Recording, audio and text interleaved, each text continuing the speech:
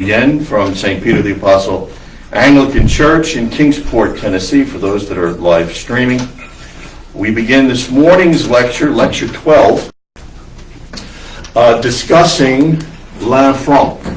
If you'll remember the end of last week, we mentioned that William was bringing in a lot of the people that he trusted from Normandy. One of them was the Abbot of Caen, C-A-E-N, not the Cannes Film Festival, this is a different place, and that was Lanfranc.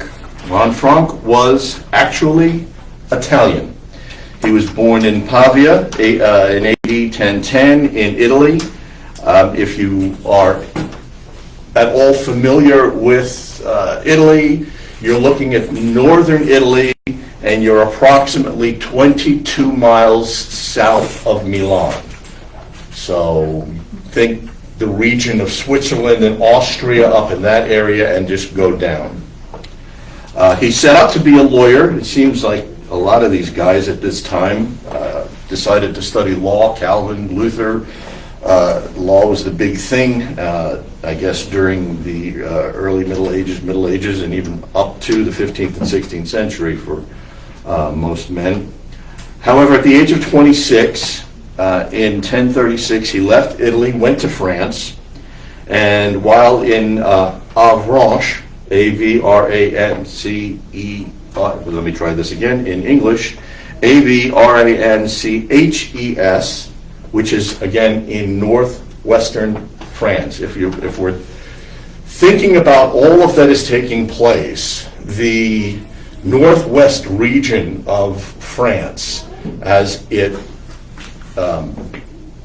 overlooks the channel, is the predominant location where a lot of these migratory events occur.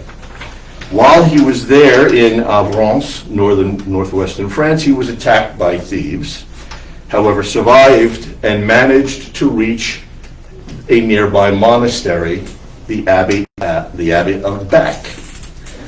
He gained great prestige there as a monk, was a skilled teacher, and became prior the same year, 1036, and was then transferred to be the abbot of William's new foundation back 56 miles east at Caen, or Caen, C-A-E-N. Lanfranc and William, therefore, were long-standing friends, and Lanfranc became William's natural choice to assume the See of Canterbury. He was loyal to William. He was as reformed as William and was a reformer like William, and he saw a reform of the church from the traditionalist point of view. Having left Italy a decade prior to the cleansing of the papacy and papal intransigence, good heavens, Lanfranc had no compunction accepting William's view on the relationship of church and state. And in other words, he saw what was going on with the papacy and really had zero interest in hanging around. Their working relationship was both congenial, cooperative, and quite harmonious. So you have a king and an archbishop that really got along, which will not be the case when we get into the 12th century and we start talking about Becket. Lanfranc, for example, was basically an Italian Norman, because the Normans were pretty much like horse manure. They were all over the trail. They wandered everywhere, especially within the 10th and the 11th centuries. He had been the abbot of Bec in Normandy for some years, and this is just an aside. It has nothing to do with English church history, just one of those historical notes that I found fascinating. Anybody remember a little event that happened in this particular area in 1944? No. D-Day. D-Day. Beck was 25 miles west of Utah Beach. He would, and if anything else, if nothing else, it just gives you a geographical perspective as to where this place actually is. He was, by all accounts, a very, very well-educated, very learned man.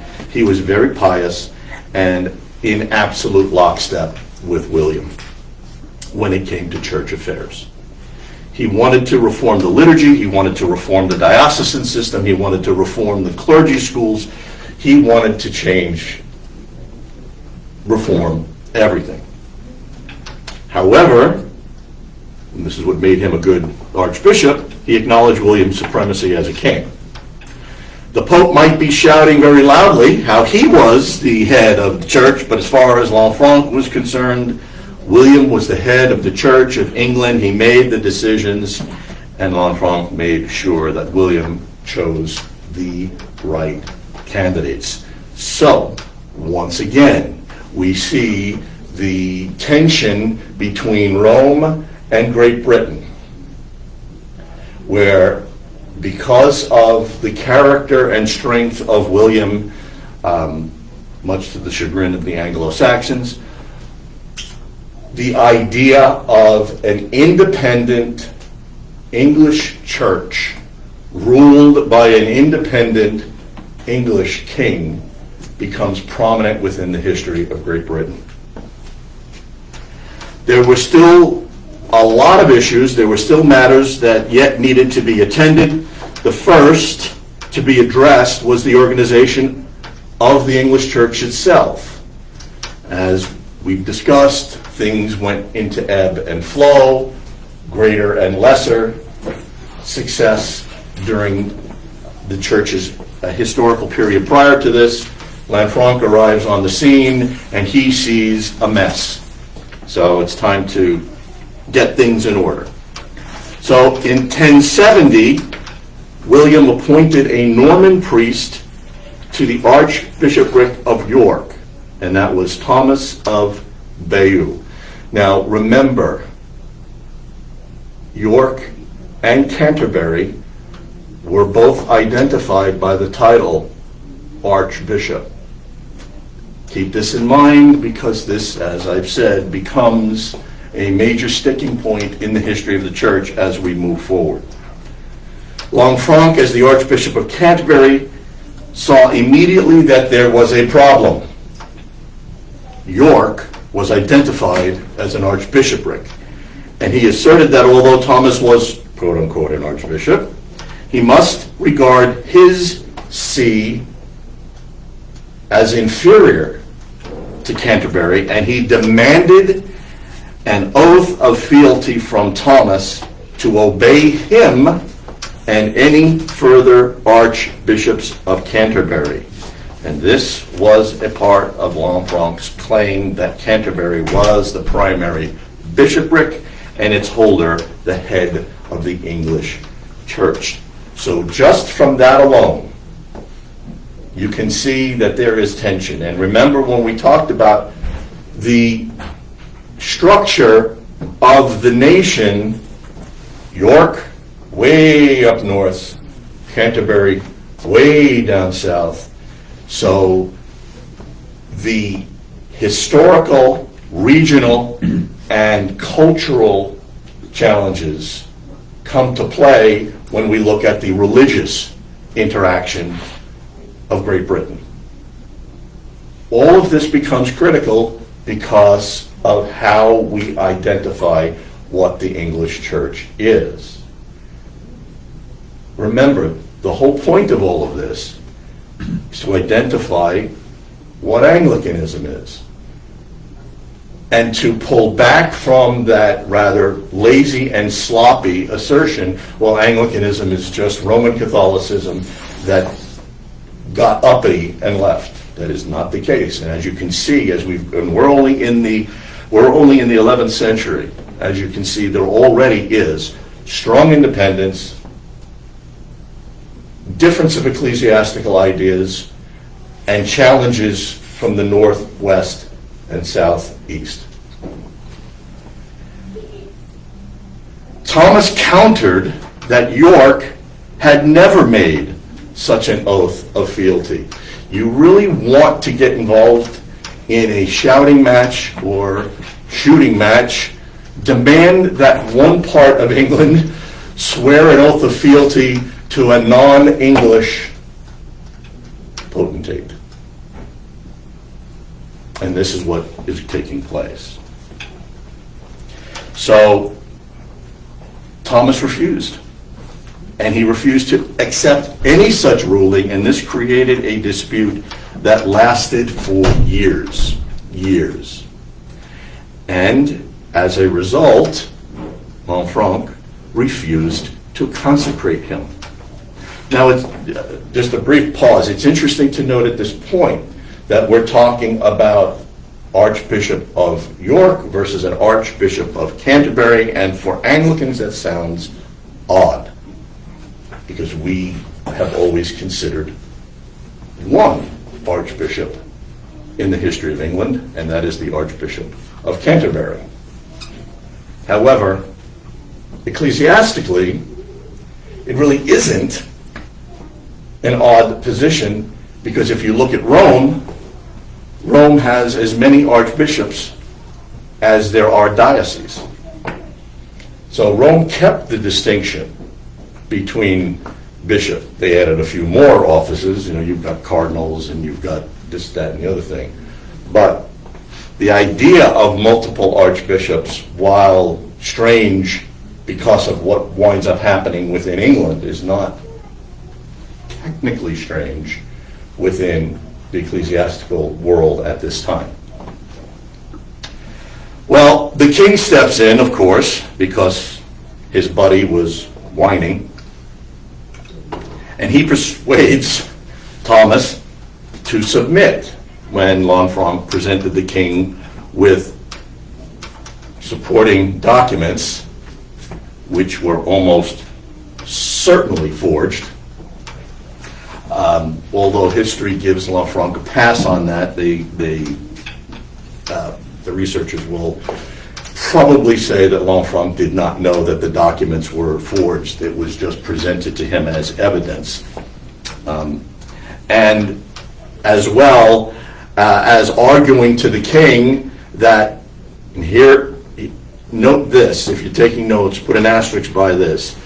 Given the northern location of York and the continued concern of Scottish influence into the south, an independent York could set up a rival kingdom and invite foreigners, who were the Normans, invite foreigners to set up a rival northern kingdom. So right there, what we see is the crystallization of the division within England. North and south, east and west were in, for lack of a better word, open hostility. Thomas, being a good subject, relented at the king's, again, suggestion. I put these things in quotes because when a king walks in the room, if the king says do something, the subjects are going to, if they're loyal subjects, they're going to kowtow. So that's what Thomas does. But he and Lanfranc continued to disagree, and they clashed over ecclesiastical issues, including primacy of Canterbury and which diocese belonged to the province of York, and the question of how York's obedience to Canterbury would be expressed. So when you start looking at British history and you start looking at the church, the two main sees stand in opposition, and this will influence Great Britain for centuries. So this matter becomes the first of 5 reforms that Lanfranc established. So the first one, as a reform, was the primacy of Canterbury as the see of the English Church. The second, he called the Council of Winchester in 1072 and the Council of London in 1075, and this was to push through Lanfranc's ecclesiastical reforms, which included, but were not limited to, regular synods in each diocese twice a year. Yeah. But we still continue that to this day. We just eliminated one of the synods. We do it once a year. Appointing of archdeacons. Archdeacons are, for the most part, the administrative arm of a bishop. When a bishop is tied up and involved in other ecclesiastical activities, the archdeacon speaks in his stead. If there's no archdeacon, usually it's a vicar general in Great Britain. The United States developed this term called canon that most Brits don't particularly care for. Simony was prohibited. Go figure. And vagrant clerks and monks were to be rounded up. Sounds like something in the Wild West. Guys that wandered around trying to sell their abilities. And slowly, he started mandating celibacy. And this became divided between cathedral churches, collegiate churches, and parish churches. His third point was he consolidated smaller sees into larger ones in the principal towns in each diocese. So if you had multiple, hypothetically, if you would have multiple bishoprics around York, for instance, you took all of those smaller sees and they would have been folded into the Diocese of York. And there was precedent with this in that Devon, D-E-V-O-N, was moved from tradition, C-R-E-D-I-T-I-O-N, to Exeter in 1050. Dorchester was moved to Lincoln. Sherborne was moved to Salisbury. Selsey to Chichester. Lichfield to Chester, and then later to Coventry. And if you've never been there, Coventry is actually a gorgeous little town. Elmham to Thetford, and then later to Norwich. So at this time, towns were gaining social and political importance, and it was wise to move the seat of ecclesiastical jurisdiction in the most obvious place within the diocese would be the prominent city. Lanfranc then said that there was a separation of Christian courts from the civil courts, which was kind of odd in one sense, and it was to be presided over by either the bishop or archdeacon of the diocese. Now, considering that this is actually the nascent form of an Erastian form of government, this is a pretty insightful move on Lanfranc's part. I see a furrowed brow. No? Okay. No, I mean, yeah, but... Oh, okay. And Lanfranc decided that it was time to reform the monasteries, over which he himself presided at Canterbury. And he wrote the constitutions which became the standard for all Benedictine houses in England. So he's a pretty active, pretty important character. He was regarded as one of the greatest churchmen of his day. He was consulted by bishops in Scotland and Ireland, and by both bishops and abbots in Normandy. He did maintain a close contact with Rome, though was always jealous, personally jealous of his own rights and his own independence. He was a great builder. He was one of those archbishops that wanted to build lasting cathedrals, and we saw last week the difference between Norman architecture and Anglo-Saxon architecture, and I forgot to put that up in the video. I'll do that this week. He maintained, I already said that,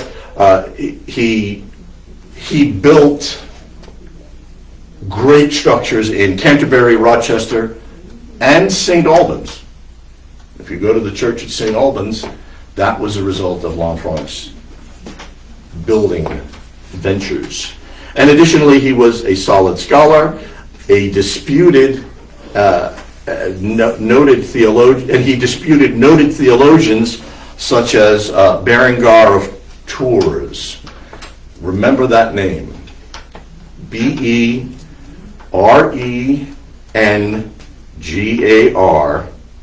of Tours, Tours. And the reason that he is to be remembered is he will be the foil for the rest of history as the developer and promulgator of the doctrine of transubstantiation. He was the one that formulated it. Lanfranc also brings ideas like celibacy of clergy from the continent. However, being a bright guy, he's not stupid. His decision concerning married men and the clergy is that, well, he's not going to ordain married men in the future, but the parish clergy are allowed to retain their wives. I'm sure there were shouts of joy and there were screams of agony, both at the same time. I'm sure they were hoping that somebody would take this woman from me, Lord.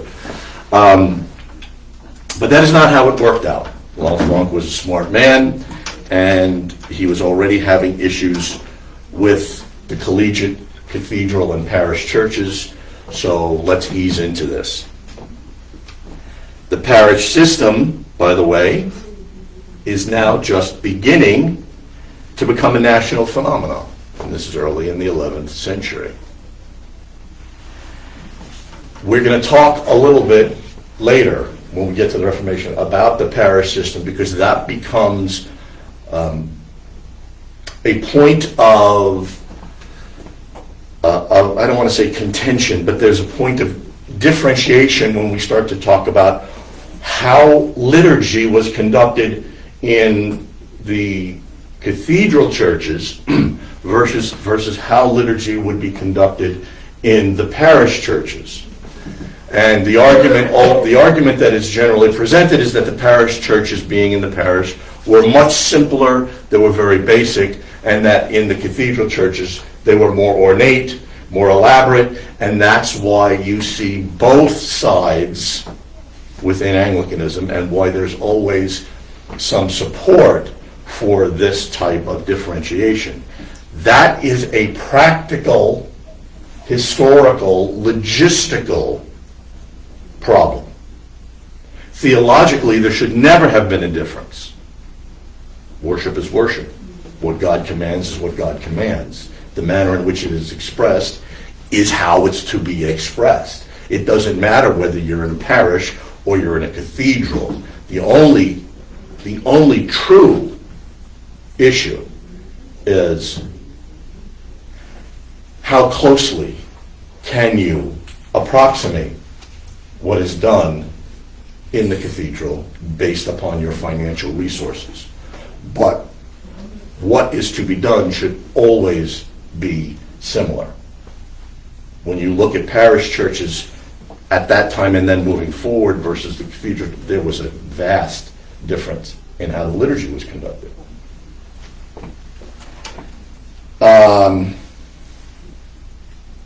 The south of England had already been mapped out into parishes. The north was coming around slowly. Again, we have tension. I don't care what you did down there. Prove to us why we need to be doing it up here. And it's not really completed. The northern reorganization of the parishes is not really completed for about another 100 years. Doesn't take place, doesn't wind up completed until the 12th century. Lanfranc's insistence on celibacy for the clergy without upsetting incumbents gradually allows this typically Roman institution to become ingrained in the English church, although it takes a lot longer in the north than it does in the south, because the monarchy has less control in the north, and apparently the Scots like their women.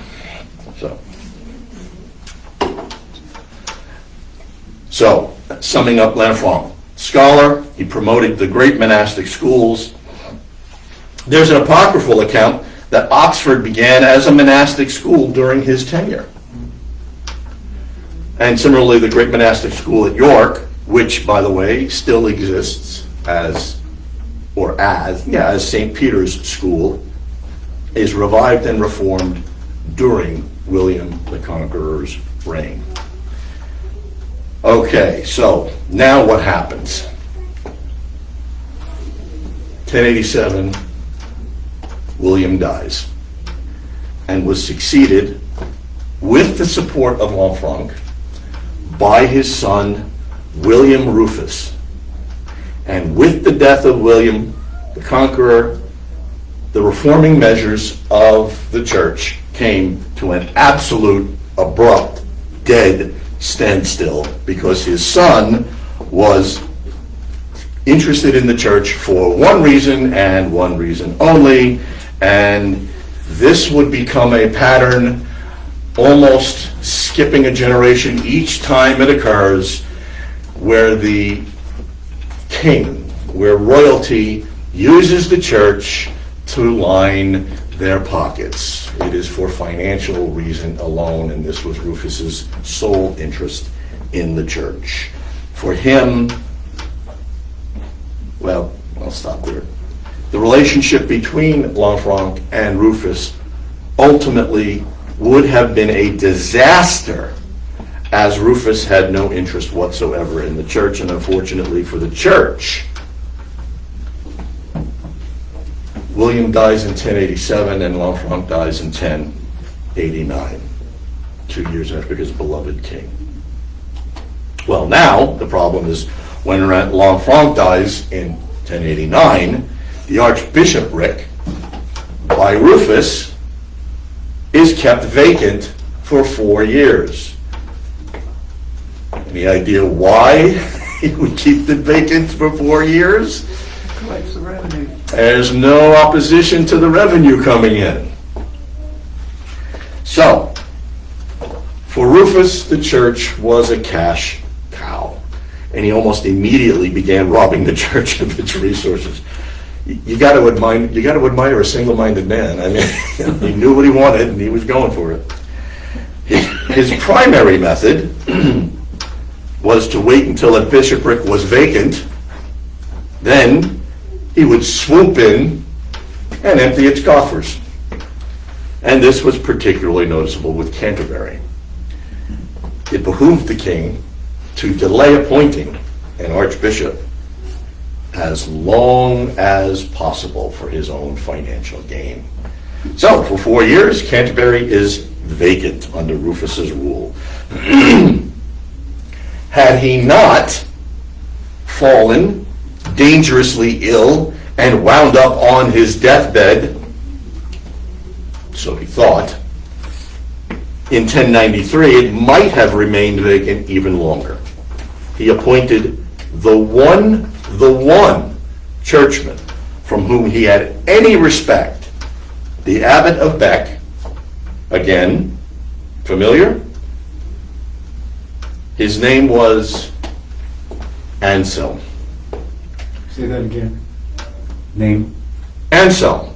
Anselm. St. Anselm.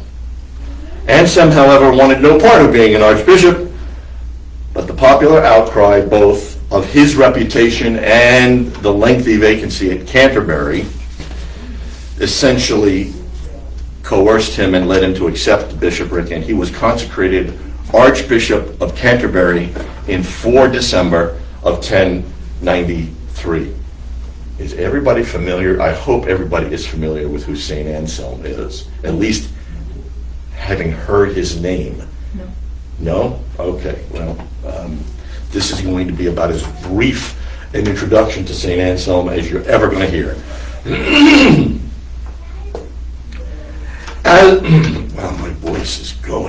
going to be a bad day.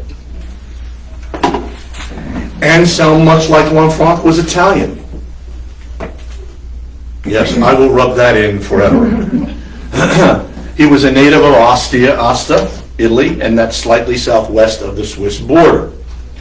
And his path is very similar. It follows that of Lanfranc's, from Bec to Caen to Canterbury. And Anselm mirrored Lanfranc's journey from Italy to Normandy to England. So there was a lot of parallel between the two men. There's also a lot of difference, because that's where the similarity ends. Anselm lived through the papal reforms of 1046 on the continent, and he accepted papal authority in a way that Lanfranc had never done. So, one wants to maintain this sense of British independence. The other one comes to Great Britain and says, "Oh, no, no, mon ami, the Pope is the Pope." Anselm then was interested in curbing royal power, not enhancing it, to be in opposition to the papacy. And this led him into lengthy battles with first Rufus and next Henry I. It took some time, but eventually Anselm won over the bishops, and by his death in 1109, he literally had broken the old independence of kings of England, which led to greater papal influence and power in England. Yes, this was where Rome started to have a stronger presence and representation in England. So St. Anselm is one of those men within the church, especially within the British church, where if you take both sides of the ecclesiastical coin, let's just say the independent Brits versus the very Roman representation of Brits, they each will speak of Anselm in entirely glowing terms in entirely different ways. The one side speaks of him as a scholar and an apologist, and the other side speaks of him as a papal endorser.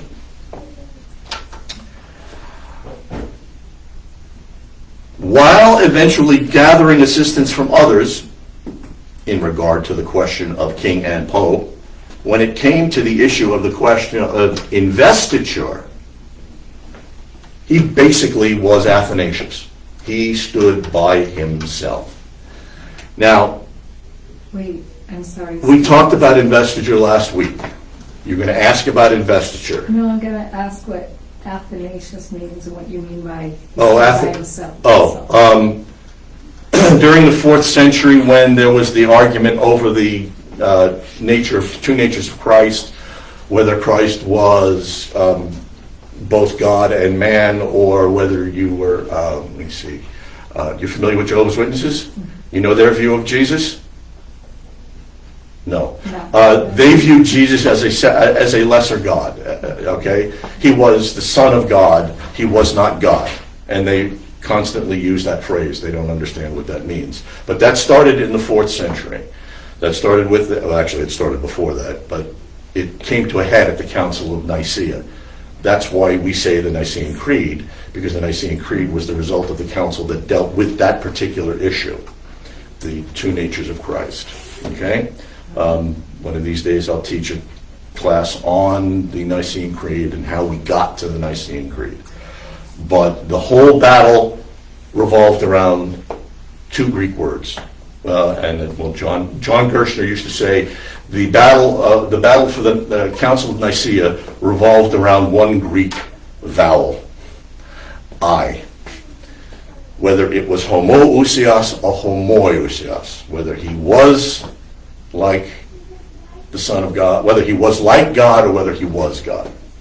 So that's essentially what the argument was about, and it appeared once the Council of Nicaea had made its resolution and the creed was written, it appeared that Athanasius was standing by himself. As a matter of fact, on his tomb, it says Athanasius contra mundum, Athanasius against the world. And the reason being was because almost immediately, when Athanasius, once Nicaea had concluded, and Constantine, it's been a while since I've looked at the kings, but Constantine II or Constantine III, or Constance, one of them, Constantine II or Constance, once they take office, we go right back to the heresy, Arianism, which is Christ is lesser than the God. So he was the one that virtually stood by himself against all other comers when it came to the deity of Christ. Anselm, in the investiture issue, is essentially the same. So he's the one standing against investiture, and everybody else is, no, this is fine.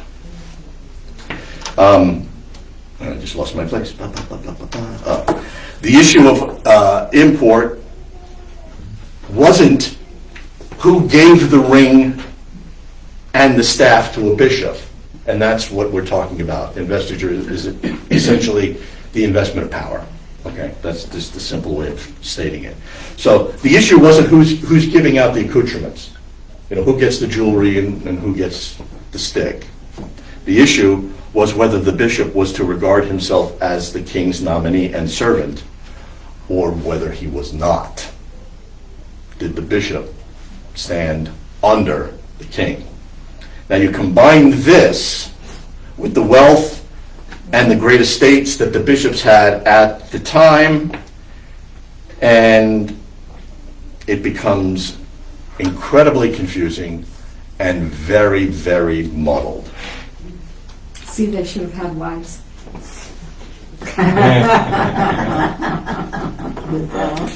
Yeah, they would have kept their hands on the purse strings, that's for sure. So a bishop wasn't only I'm getting you see. A bishop wasn't only a great spiritual leader, but he was in all intents a feudal tenant. A feudal lord, a tenant-in-chief, wielding considerable power. And this led to the king seeing the need to have control over the appointments such as lords, and it begins the process that will lead us eventually, which we, as I said, we will not get into, to the whole question of the Magna Carta and Richard the Lionhearted and King John and the Sheriff of Nottingham and all of that. Okay, it's 5 till. I thought I'd be able to get through all of this. I'm not. We'll finish up with Anselm next week. And then after that, then we get into the really, really sticky stuff. If this wasn't sticky enough, when we deal with what's going to take place in the 12th and 13th centuries. Because that's where, even though most of the important matters occur on the continent, they have a direct impact on the English Church. Okay? Question? Come on, you got 5 minutes. I cut 5 minutes out for you guys. I got one if no one else does. Okay. I gotta see where it is though. Oh. Okay, it was the part where you kind of called me out, but I didn't know what to say at that point. When you were talking about the courts. Civil courts. Yeah, Harassing a form of government. that's what I don't what is that? Harassing a form of government means the church is subservient to and under the authority of the state. You might recall something along the lines of the federal government shall make no law establishing and or prohibiting the free exercise of religion thereof within the United States. This is from where the framers got it. They were reacting to the monarchical claims over the church in Great Britain, and this is what the Erastian form of government was. There are, you can size up arguments on both sides for and against this type of relationship, but if you look at what took place during the Revolutionary War, and you see how exercised the founders were to have a free church, and the attendant result of that in this country, you can see why a state ruling a church is problematic.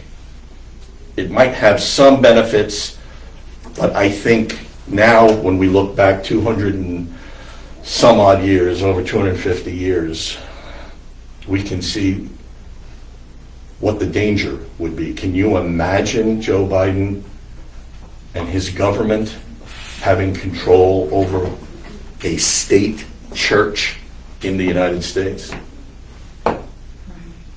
This was the problem that happened. This was the problem that arose early on. Washington gets elected president, an Anglican. Jefferson gets elected president, an Anglican.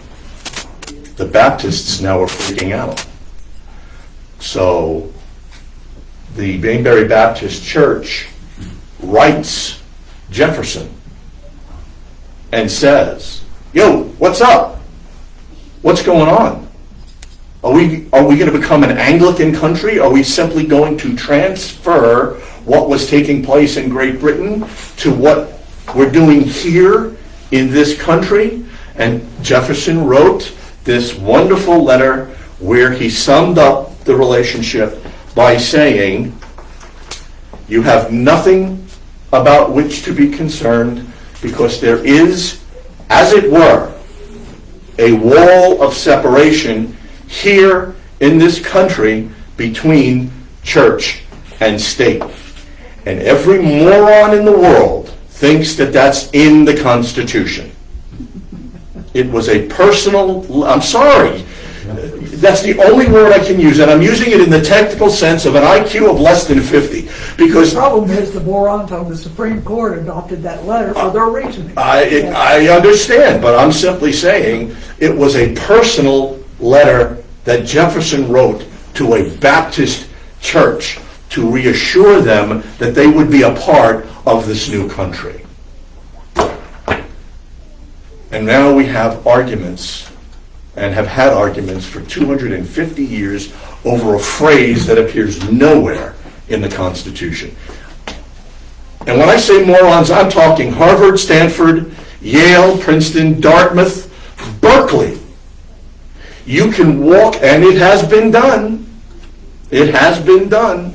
And I don't know why I'm so ticked off that I'm now going off on this particular tangent. But there have been people that have taken a microphone and walked. Anybody know who Stephen Crowder is? Yes. You know who Stephen Crowder is? Stephen Crowder got his start doing this independently, and eventually it was picked up by Fox. Hannity then started to promote. Now he's a big wig. But he would go to Stanford, Berkeley, Harvard. He'd go to all of the, and he would ask questions like, who was Karl Marx? Guess what the answer was? One One of the Marx brothers. Harvard! Tell me which amendment discusses the separation, how did he phrase it? Oh, tell me where in the Constitution the phrase wall of separation between church and state is written. Everything from the First to the 20th Amendment is quoted. Everything. shouldn't be laughing, because these are the people that are going to put us in the grave. They're going to put us in homes. But anyway, the long and the short of it is, this is the reaction the founders had to Erastian form of government. And when you look at the early founding of this country, I'm not sure if you know this, and if you're ever interested, I'll bring it in for you. Every state within the 13 colonies, every single state in their state constitutions had a clause mandating that anyone who was to serve in public office must be a Bible-believing Christian. Now, that's not the way they phrased it, but the way they phrased it was, anyone who was to hold office must believe and submit to our Lord and Savior Jesus Christ. Every single state constitution. I think the only one that kind of hedged on it was Pennsylvania a little bit, but it's still, you can still find it. So if you're ever interested, I'll bring in my 2 volumes of state constitutions and I'll let you go through it. But it's in there. Okay? Is that helpful? Okay. Outside of the excursus on American history.